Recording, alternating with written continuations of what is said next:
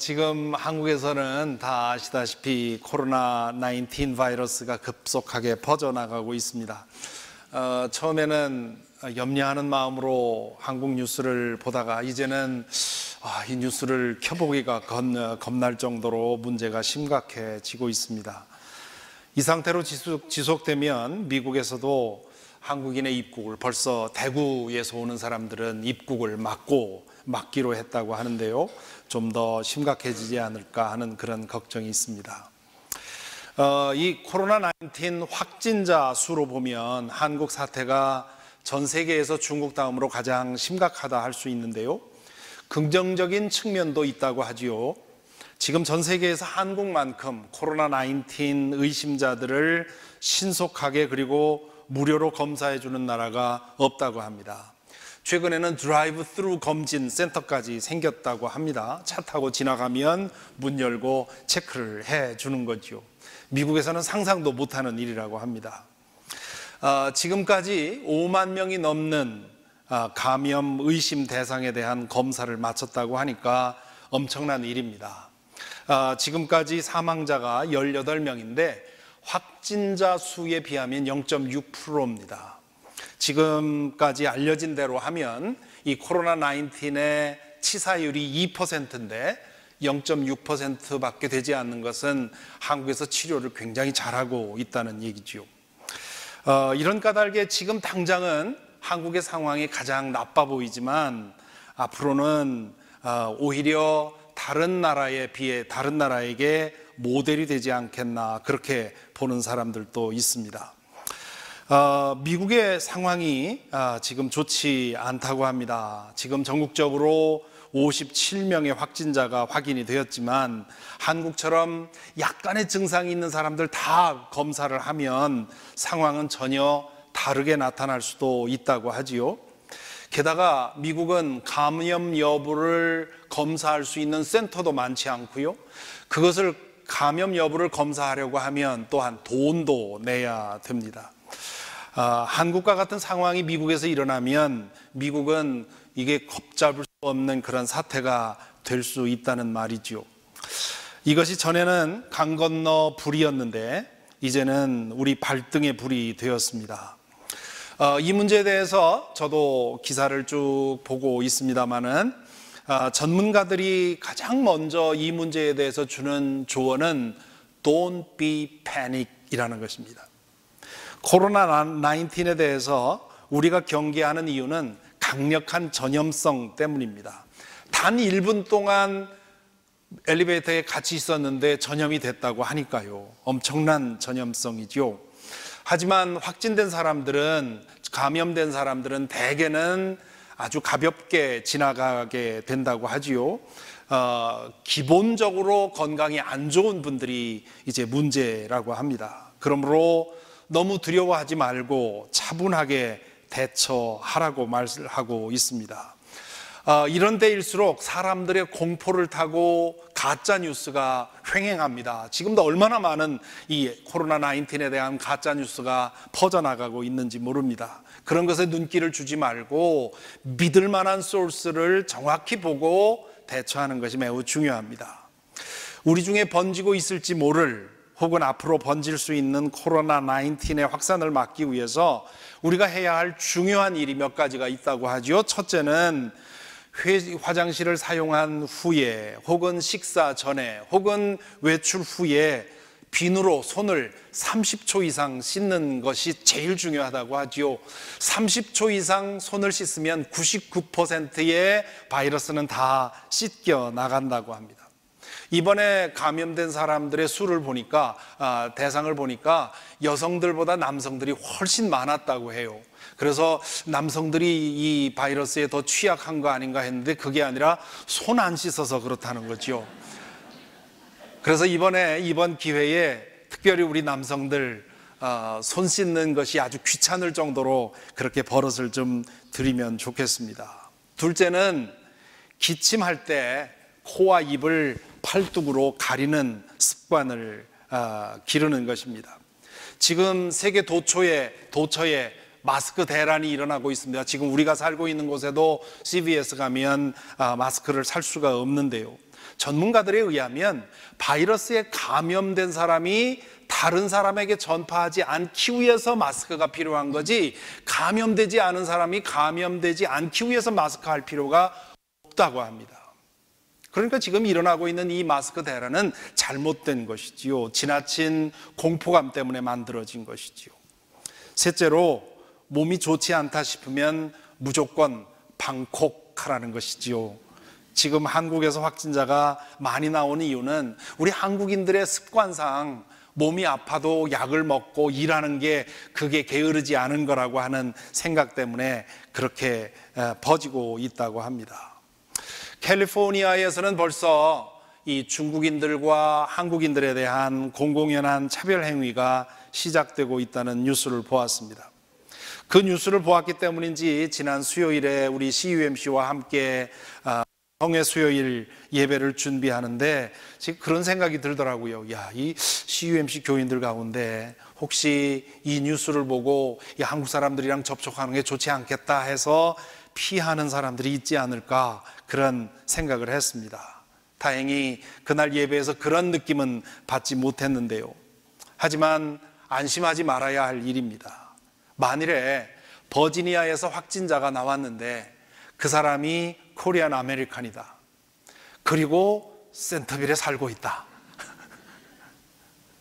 혹시 그 사람이 워싱턴 사김의 교회 교인이다, 이렇게 되면 한순간에 상황이 달라지게 됩니다. 이런 상상을 하면 지금 코로나 바이러스로 인해서 차별받고 있는 중국인들에 대해서도 우리가 그래서는 안 된다는 것을 생각할 수 있을 것입니다.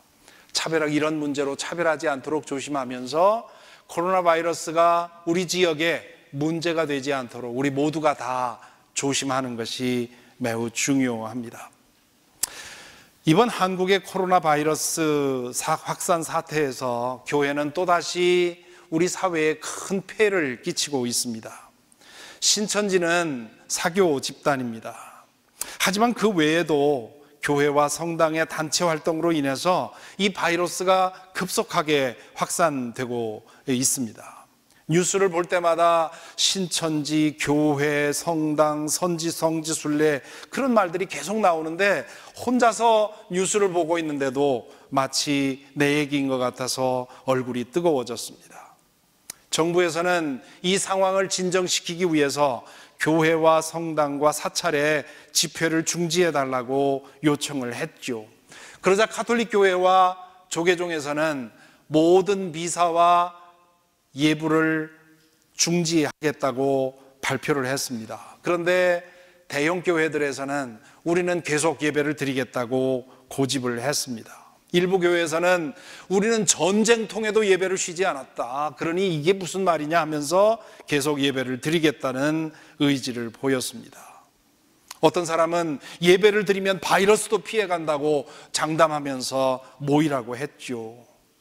다행히 여론이 들끓자 어제 많은 교회들이 예배를 중단했다고 하는 뉴스를 보았습니다. 이번 사태로 인해서 교회는 또다시 한국 사회에서 신뢰를 아주 크게 잃을 것이 분명해 보입니다. 자신의 신앙적인 열심만 중요했지 그 열심으로 인해서 다른 사람에게 어떤 피해가 가는지에 대해서는 관심도 없는 그런 광신적인 태도가 우리 한국 교회에 널리 퍼져 있습니다. 그로 인해서 기독교에 대한 사회적인 신뢰도는 심하게 실추되고 있습니다. 미국에서도 같은 상황이 일어난다면 우리는 어떻게 해야 할지 깊이 고민해 보게 하는 일입니다. 그동안 암암리에 활동하면서 수많은 사람들에게 그리고 수많은 교회에 고통을 주어온 신천지의 실체가 드러나고 있는 것은 그나마 불행 중 다행이라고 할 수 있습니다. 이번 기회에 신천지에 대해서 조금 자세히 말씀드릴 필요성을 느낍니다. 마침 오늘 산상설교를 따라 읽은 본문이 거짓 예언자들을 조심하라 하는 말씀입니다. 믿지 않는 사람들은 이것을 우연의 일치라고 하지만 우리 믿는 사람들은 하나님의 섭리라고 말합니다. 예수님 당시에도 오늘 우리가 사는 시대에도 거짓 예언자들은 항상 있어 왔습니다. 이들은 자신이 하나님의 직통 계시를 받은 사람이라고 주장하고 때로는 자신이 재림 예수라고 선전합니다. 시한부 종말론으로 사람을 미혹하는 것도 이단 종파의 단골 메뉴입니다. 예수님의 말씀대로 이들은 양의 탈을 쓰고 있지만 실제로는 굶주린 이리입니다. 이들은 특별히 영적 열망이 강한 사람들을 먹잇감으로 삼습니다. 때로 그들은 신비한 이적과 기사를 일으키기도 합니다. 영적으로 갈급한 사람들은 그런 것에 현혹이 되어서 속아 넘어갑니다. 그래서 예수님은 그들이 맺는 열매를 보라고, 그들이 어떤 말을 하느냐가 아니라, 어떤 행동을 하느냐가 아니라 어떤 삶의 열매를 맺는지를 보라고 권고하십니다. 거짓 예언자들, 즉 이단자들의 행태를 제대로 본다면 그 정체를 쉽게 알 수 있다는 것입니다. 이 신천지의 정식 명칭은 신천지 예수교 증거 장막 성전입니다. 이 종파는 1984년, 그러니까 지금 몇 10년도 넘었죠. 1938 이만이라는 사람에 의해 시작이 되었습니다. 이만이라는 사람은 1931년생이니까 올해로 89세입니다. 그는 청년 때부터 이단 종파 교주를 전전하면서 종교 사기술을 배운 사람입니다. 그의 종교적인 족보는 이와 같은데요. 보여주시죠. 예, 뒤에서는 잘 안 보일지 모르겠습니다만은 이 이만희 총회장의 영적 뿌리는 1940년대부터 활동했던 김백문이라고 하는 이단자로부터 시작됩니다. 이 김백문이라는 사람은 그 이전까지 우후죽순으로 산발적으로 일어났던 그런 한국 토종 이단들을 모아서 집대성해서 한국 근대사의 최악의 이단자로 사회적인 문제를 일으킨 사람입니다. 그는 이스라엘 수도원이라는 것을 세워서 자신의 신앙 사상을 전수하는데요. 이 김백문이라는 사람 미수하에서 두 사람의 불세출의 이단자 두 사람이 태어났는데 그게 바로 전도관의 박태선이고요. 다른 한 사람이 통일교의 문선명입니다. 지금은 천부교라는 이름으로 박태선 이 전도관이 이어져 오고 있지요. 이만희 총회장은 청년 시절에 전도관의 문화에 들어가서 10년 동안 수발을 들고 활동을 했다고 합니다. 그러다가 박태선과 결별하고 유재열이 세운 장막성전이라고 하는 또 다른 이단 종파에 들어가게 되죠. 이 유재열이라는 사람은 시한부 종말론을 주장하면서 신도들을 모아서 여러 가지 사회 문제를 일으켰습니다. 이곳에서 이 이만희 씨는 12지파의 장으로 활동을 했는데 유재열 씨가 1969년에 종말이 온다고 선전했는데 그때 돼도 종말이 오지 않자 유재열이랑 결별하면서 이번에는 구인회라고 하는 사람이 지은 천국복음전도회로 옮겨갑니다. 이 구인회라는 사람은 자신이 재림 예수라고 주장하면서 신도들을 모아 행상을 하게 하는 등 많은 문제를 일으키다가 감옥에 구속이 되어서 그 감옥에서 간염으로 세상을 떠납니다. 그러자 이만희 씨는 그 다음에 백만봉이라는 사람에게로 옮겨갑니다. 백남봉이 아니라 백만봉. 백남봉이 누군지 모르시는군요. 아, 참.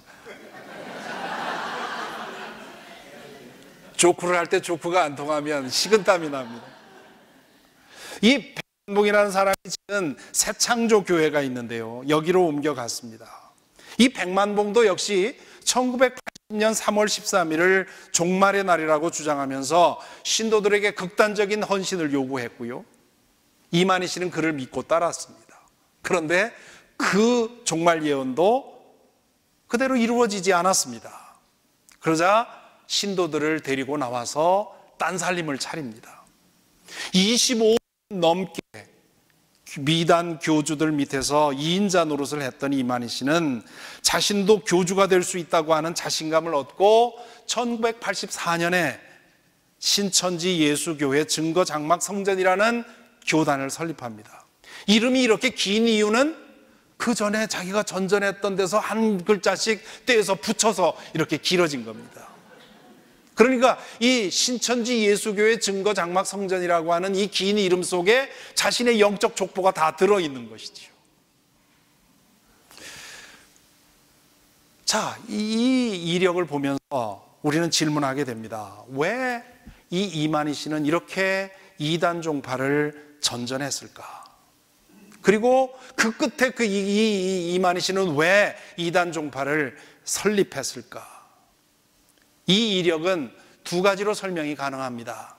하나는 그가 심리적으로 혹은 영적으로 이단교파의 극단적인 신비 체험과 신앙에 기대어 살 수밖에 없는 사람이었기 때문이라는 설명이 있을 수 있습니다. 대개 이단교파에 빠지는 사람들은 무언가에 절대적으로 몰두하지 않으면 살 수 없는 사람들입니다.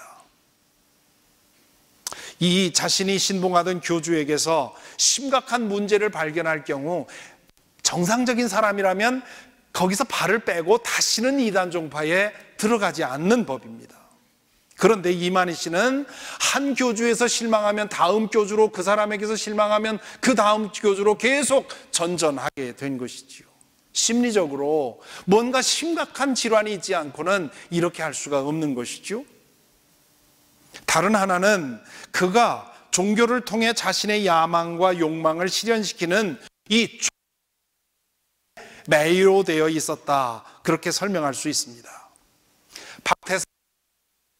박태선의 이 전도관에 처음 발을 들여놓을 때 그는 순수했을지 모릅니다. 아마 여기 그 좀 연세가 있으신 분들은 한국에 있을 때 이 전도관 얘기 많이 들었을 것입니다.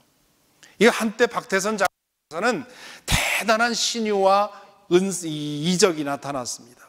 우리나라가 보릿고개를 지나올 지금 그 암울하던 시기에 이 전도관은 수많은 사람들에게 소망을 주었죠. 그래서 도시마다, 서울도 그렇고 인천도 그렇고요, 대전도 그렇고요, 도시마다 가장 높은 산에 전도관 건물, 하얀 전도관 건물이 세워졌고 신앙촌이라고 하는 그런 공동마을도 이곳저곳에 생겨나게 되었죠. 아마 이만희 씨도 처음에는 이 박태선 장로의 그 신유, 그에게서 나타나는 신유와 이적에 매료되었을지 모릅니다. 그래서 이게 진짜라고 들어갔을 가능성이 있는 거죠. 하지만 그는 박태선에게서 유재열로, 유재열에서 구인회로, 구인회에서 백만봉으로 전전하면서 순수성을 잃어버리고 종교 사기술에 눈을 떴을 것입니다. 순진한 신자들이 얼마나 잘 속아 넘어가는지를 봤을 것이고요, 그들이 속기 쉬운 종교 사기술이 무엇인지도 눈을 뜨게 되었을 것입니다. 그러면서 그는 속속들이 타락한 종교 사기꾼이 되어버린 것이지요. 그는 마침내 자신이 재림 예수이며 영생불사하는 존재라고 주장하며 신도들을 모았던 것입니다. 이 이단 현상을 설명하다 보면 우리는 이 악한 영의 존재를 인정하지 않을 수가 없습니다. 성령은 자유하게 하시는 분이지요. 성령은 인간을 노예로 만들지 않습니다. 인격적으로 동행하면서 거룩한 길을 가게 합니다. 여러분이 충만했다가 어떤 일로 식어지고 성령을 떠나 산다고 해서 성령이 억지로 여러분 멱살 잡는 일 없지 않습니까? 여러분이 회개하고 돌아올 때까지 성령께서는 탄식하며 기다리지 않습니까? 그게 성령의 역사입니다. 성령은 인격적입니다. 반면에 악한 영은 인간의 이성을 마비시키고 속여서 결국 노예로 만듭니다. 한번 그 사술에 벗어나는 것은 참으로 어렵습니다. 그 속임수는 참으로 교묘해서 자신이 속아 넘어가는지도 모르고 속아 넘어가게 합니다. 그리고는 철저히 영적인 노예가 되어버립니다. 이만희 씨도 이단 종파를 전전하는 가운데 악한 영의 노예로 사로잡혔다 할 수 있습니다. 앞에서 지적했듯 이단자들 중에는 초기에 놀라운 치유와 이적을 나타내는 사람들이 적지 않습니다. 이 한국 이단의 태두라고 하는 김백문이나 박태선은 초기에 실제로 놀라운 영적 체험을 했고 많은 이적과 기사가 그들에게서 나타났습니다. 그렇기 때문에 많은 사람들이 그를 추종했던 것이지요. 하지만 시간이 지나면서 그들은 영적으로 타락하게, 그들을 추종하는 사람들은 더 강력한 이적과 기사를 보고 싶어 했고, 그러다 보니까 나중에는 사기술로 그들을 현혹시킨 것입니다. 그것이 신비주의자들이 빠지는 전형적인 함정입니다. 여기서 우리는 이단 종파의 두 가지 특징을 봅니다. 꼭 이단이라고 지목되지 않았어도 이 두 가지의 성향이 있으면 조심해야 합니다. 첫째는 성령 안에서 자유함을 경험하게 하는 것이 아니라 여러 가지 방식으로 노예화시키고 위협하고 억지하면, 그러면 문제가 있는 겁니다. 다른 하나는 지나친 신비주의입니다. 기독교 신앙에서 신비는 생명과 같습니다. 성령께서 우리 가운데서 만들어내시는 일들은 참으로 신비스럽습니다. 그런 것 없이 신앙생활하는 것은 마치 메마른 광야를 걷는 것과 같습니다. 이제 예배 후에 우리 성찬을 나눌 텐데요, 이 성찬은 우리 그리스도인들이 계속 경험하게 되는 가장 중요한 신비입니다. 그 어디서나 살 수 있는 빵과 포도즙인데, 이것을 믿음의 공동체가 함께 모여서 성찬 빵과 포도즙을 나눌 때 우리와 함께 하시는 성령의 임재를 경험하는 것, 이것이 가장 큰 신비이지요. 문제는 그 신비가 목적이 되는 것입니다. 이단 종파는 신비로운 것을 보고 싶어하는 사람들의 욕망을 파고듭니다. 처음에는 신비한 사건이 일어났는데, 신비한 사건이 일어나게 하려고 몸부림치게 되고요, 그것도 안 되면 사기술을 동원하는 것입니다. 기존 교회들 중에도 그런 경향으로 치우친 교회들이 적지 않습니다. 우리는 성령께서 하시는 일에 우리 자신을 활짝 열어야 하지만 그것이 우리의 신앙의 초점이 되지 않게 해야 합니다. 이 신천지 이야기가 나왔으니까 그들이 어떻게 신도를 포섭하며 세뇌시키는지를 말씀드리는 것이 필요하겠다 싶습니다. 우리와는 상관없는 얘기인데 왜 저런 얘기를 하나, 그렇게 생각하지 마시기 바랍니다. 신천지 홈페이지에 보면 우리 지역에도 신천지 센터가 있다고 하지요. 그들은 자신의 정체를 드러내지 않고 접촉해서 사로잡기 때문에 한 번쯤은 기억해 둘 필요가 있습니다. 신천지에 들어갔다 나온 사람들이 이구동성으로 하는 말이 있습니다. 신천지는 단순한 이단 종파가 아니라 범죄 집단이라는 것입니다. 일단 신천지에 들어가면 탈퇴하지 못하도록 철저하게 관리하기 때문입니다. 여러분 유튜브에 들어가서 검색해 보면 신천지에 들어갔다 나온 사람들의 그 탈퇴 간증이 많이, 그 증언들을 들어보면 어쩌면 이럴 수 있나 싶을 만한, 이 순진한 사람은 믿을 수 없을 정도의 얘기들이 많이 있습니다. 이번 코로나19 사태로 인해서 이 신천지의 그 실체가 전 국민에게 드러나고 있는 것은 다행스러운 일이라고 볼 수 있습니다. 이번 사태 중에 이 신천지를 두고 마녀 사냥하지 말자, 이런 의견도 좀 있었습니다. 그래서 제가 아는 분이 자신의 페이스북에 자신이 경험한 이야기를 써놓았습니다.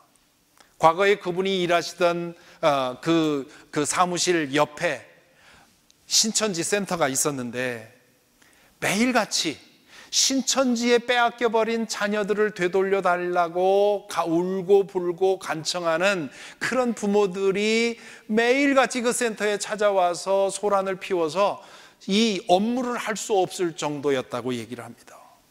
그러면서 지금 일어나고 있는 일들은 마녀 사냥이 아니라 정말 이 사회 악에 대한 그런 칠이라고 그렇게 얘기하는 것을 읽었습니다. 지금 한국과 세계 도처에 흩어져 있는 신천지 신도 수는 30만이 넘는다고 합니다. 최근에 급성장을 했다고 하죠. 그리고 그 대부분은 젊은이들입니다. 아마 최근 한국에 문제가 되고 있는 청년 실업 때문에 이렇게 청년들이 많이 들어간 것 같습니다. 이번 사태로 인해서 그 증세가 주춤했을 것이고요. 다시는 회복할 수 없이 좀 축소되면 좋겠는데 그럴지는 모르겠습니다. 이 신천지 경험한 사람들이 증언한 대로 하면 이들은 4가지 방식으로 4가지 단계로 사람을 포섭합니다. 첫째 단계는 미혹의 단계인데요, 그 사람의 필요를 따라서 접근해서 온갖 친절을 베풀어주는 일입니다. 그냥 이웃으로 혹은 취미를 가진 사람으로 접근한다고 하지요. 그리고는 아주 철저하게 그 사람의 뒷조사를 한다고 합니다. 그 사람의 관심과 취미를 파악해서 그 필요를 채워주기 위한 것입니다. 음악을 좋아하면 신천지 교인들 가운데 음악으로 뛰어난 사람과 연결시켜서 그 도움을 준다고 하지요. 그렇게 충분한 시간 동안 조건 없이 친절을 베풀어 줍니다. 그러면 이 사람은 그 사람에게 찐 마음을 갖게 되죠. 무언가 이 사람에게 나도 은혜를 갚고 싶은데 그 은혜 갚을 만한 그런 기회가 없는 겁니다. 그럴 즈음 2번째 단계로 넘어가는데 우리 성경 공부를 좀 해보지 않겠냐고 제안을 한다고 하죠. 자신의 제안을 거부하기 어려울 즈음에 넌지시 뜻을 묻는 겁니다. 그것을 복음방이라고 부른다고 합니다. 그동안 받은 친절 때문에 그러자고 대답하면 1대1로 혹은 서너 명이 모여서 성경 공부를 시작합니다. 그 사람들은 이미 신천지에서 철저하게 훈련받은 사람들입니다. 하지만 신천지인 것을 드러내지 않고 기존 교회에서 들어보지 못한 방식으로 너무너무 신기하고 재밌게 성경을 가르친다고 해요. 왜 성경에서 그들이 성경을 가르치는 게 그렇게 신기하고 재미있느냐 하면 정상적인 성경 해석이 아니기 때문에 그렇습니다. 왜 목사들은 그런 식으로 성경을 안 가르치느냐 하면 신학교에서 그렇게 가르친다고 배웠기 때문입니다. 하지만 보통 사람들은 그런 사실을 알 리가 없지요. 그리고 성경 공부하는 동안 꼭 요구하는 것이 인터넷으로 검색하지 마라. 거기에는 위험한 정보들이 많기 때문에 절대 검색하지 말고 나 우리 마음만 공부하자, 그렇게 얘기를 한다고 합니다. 그렇게 공부를 하다가 3번째 단계가 센터로 넘어가는 겁니다. 복음방에서 성경 공부를 하면서 그 사람이 경제적으로 어렵거나 혹은 신체적인 장애가 있거나 하면 제외된다고 하지요. 이 센터에서의 본격적인 교육은 7개월 동안 월, 화, 목, 금 일주일에 나흘 동안 하루에 3시간씩 7개월 동안 교육이 이루어진다고 합니다. 그러니까 경제적으로 어려운 사람들은 돈 벌어야 하니까 이 과정에 참여할 수가 없고요. 또 신체적인 장애가 있는 사람들은 신체적인 조건 때문에 이것에 참여할 수 없기 때문에 그 전체 단계에서 그 사람들을 제외한다고 하죠. 센터에서 교육이 진행되는 동안에도 처음에는 그게 신천지인 줄 모른다고 하지요. 사람들은 그곳에 가서 와, 이렇게 진지하게 성경 공부하는 사람들이 이렇게 많구나 하면서 감동을 한다고 합니다. 그러다가 어느 지점부터 서서히 신천지를 드러내는데 그때가 되면 이미 빠져나갈 수가 없는 것이죠. 그리고 이렇게 해서 완전히 이제 교육이 마쳐지면 그러면 성대한 수료식과 함께 신천지 교인으로 등록이 되는 겁니다. 그렇게 되면 수요일과 주일 예배를 드리고 그리고 본부에 늘 인증을 받고 모든 것을 철저히 보고하고 관리 감독을 받습니다. 그렇게 하지 않으면 구원받을 수 없다고 위협하기 때문에 다들 그렇게 한다는 것이죠. 그래서 이번에 신천지 명단을 제출하라고 했는데 예를 들면 그 교인 수가 수만 명이 되는 여의도 순복음교회 보고 교인들 명단을 제출하라고 하면 그 명단과 실제 교인과는 거의 잘 맞지 않습니다. 대형 교회가 다 그렇습니다. 그런데 신천지는 30만 명이 넘는데도 불구하고 정확한 주소와 이름을 갖고 있는 것이죠. 계속해서 매주 관리하기 때문에 그렇습니다. 가정과 직장에서는 신천지라는 사실을 숨기라고 요구합니다. 만일 가족들에게 정체가 드러나면 즉시로 핸드폰으로 본부에 전화하게 되어 있습니다. 그래서 가족들이 교회를 못 가게 막고 있으니 있다고 하는 그런 신고를 해가지고는 경찰을 데리고 와서 그 자녀를 데리고 간다고 하지요. 그렇게 해서 사랑하는 자녀를 잃어버린 가족들이 한국에 엄청나게 많이 있다고 합니다. 그리고 네 번째 단계가 6월입니다. 이들은 추수꾼이라고 하는 전도자의 단계로 넘어가는 겁니다. 개인적으로 일반 교회 안에 정체를 숨기고 들어가서 신천지로 끌어들이는 것입니다. 이 추수꾼들로 인해서 한국 교회가 엄청나게 고통을 받았습니다. 그래서 지금도 여러분 한국 교회 가면 주보에 그런 공지가 항상 있습니다. 신천지 추수꾼을 사양합니다. 그리고 어떤 전도자는 어떤 여성 신천지 신도들 중에는 잠자리를 같이 하는 것으로 남성 신도들을 전도하는 그런 일까지 한다는 것이죠. 뻔히 결혼 생활을 하는 사람이 내가 저 사람을 신천지로 끌어들이기 위해서 잠자리를 같이 하는 건 이건 하나님의 영광을 위한 것이고 저 사람의 구원을 위한 것이라고 믿고 그렇게 행한다는 겁니다. 앞에서 저는 신천지가 단순한 이단 종파가 아니라 범죄 집단이라고 말씀을 드렸는데요. 왜 그렇게 말하는지 그 이유가 짐작되실 줄로 믿습니다. 신천지는 이렇듯 한 개인을 노예화시키고 가정을 파괴하고 사회를 어지럽히는 사교 집단입니다. 그래서 지금 청와대 홈페이지에는 신천지를 해체해달라는 국민청원이 쌓이고 있는 것이죠. 물론 신천지라고 하는 집단은 이렇고요.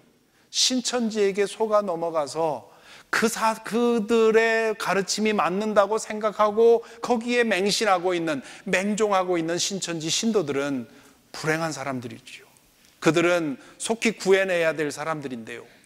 이미 세뇌되어 있기 때문에 우리 제3자가 이들을 구해낼 방법은 없습니다. 오직 가족만이 가능한데요. 그 가족들이 신천지에 빠진 자녀들을 했던 이야기들을 들어보면 그건 거의 생명을 건 싸움입니다. 온 가족이 직장까지 포기하고 그 아이 하나를 빼내기 위해서 전심으로 달려붙어야 겨우 가능한 것이 이 신천지로부터 구해내는 일입니다. 그렇기 때문에 이것이 문제인 것이죠. 오늘 우리는 3.1절 101주년을 맞습니다. 100년 전에 3.1 만세 운동 중에 그리스도인들과 교회가 어떤 역할을 감당했는지를 생각하면 오늘 우리 교회의 상황은 너무도 안타깝습니다. 우리는 신천지가 우리와 상관없는 이단 종파다 말하지만 믿지 않는 사람들은 기독교의 일파라고 생각을 합니다. 교회는 코로나19의 확산의 온상이 되었고 일부 교회들은 이 상황에서도 교회를 강행하겠다고 고집하고 있습니다.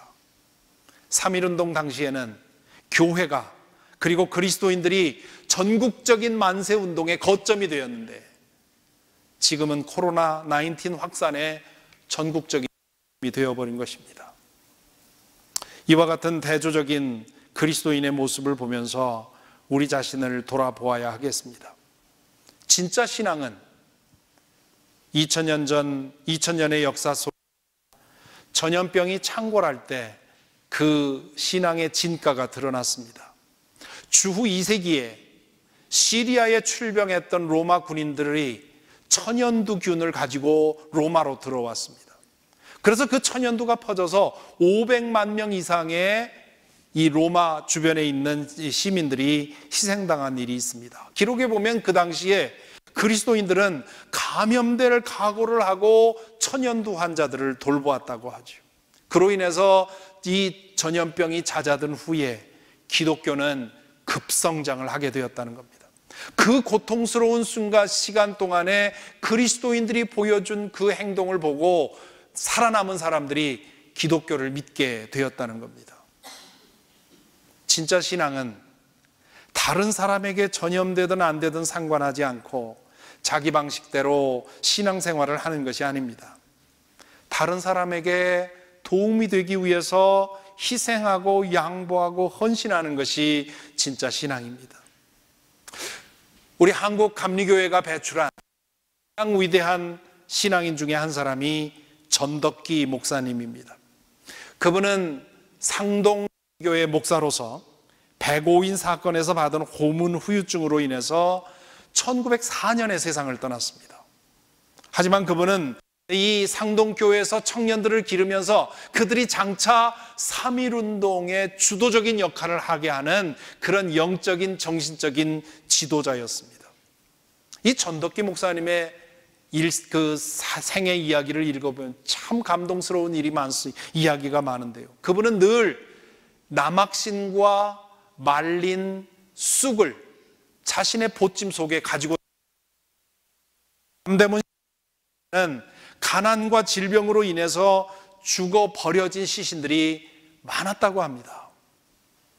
그분은 그런 어느 집에 누군가가 죽어서 버려져 있다는 소식을 들으면 남학신을 신고 말린 쑥을 코로 막고 들어가서 시신을 수습했다는 거죠. 남학신을 신은 이유는 그 버려진 시체에서 썩은 물이 나와서 방바닥에 고여 있기 때문에 남학신을 신고 들어갈 수밖에 없었다고 합니다. 그분의 남대문 시장에서 장사하던 사람들이 상동교회로 몰려들었고요. 그리고 1904년에 전덕기 목사님의 장례식에는 이 거린과 상인들의 줄이 끝이 보이지 않을 만큼 남대문 지방에 늘어서 섰다고 하는 기록이 있습니다. 이것이 우리가 믿음입니다. 이렇게 보면 오늘 우리의 신앙은 너무도 부끄럽습니다.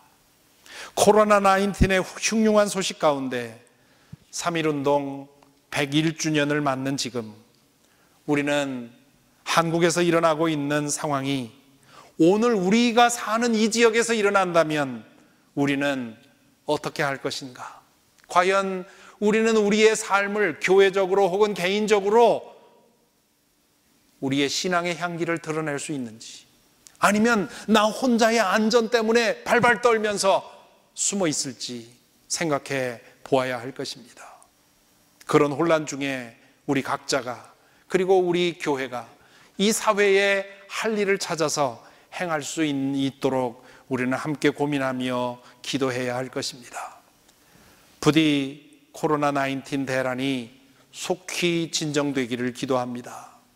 어쩔 수 없이 당해야 하는 일이라면 이 위험과 혼란 중에 우리 모두가, 그리고 우리 교회가 전덕기 목사님처럼 혹은 초대교인들처럼 이웃을 위해 양보하고 희생하며 헌신할 수 있는 진짜 신앙의 덕을 드러낼 수 있기를 기도합니다. 무엇이든 진짜는 위기 때에 드러나는 법입니다.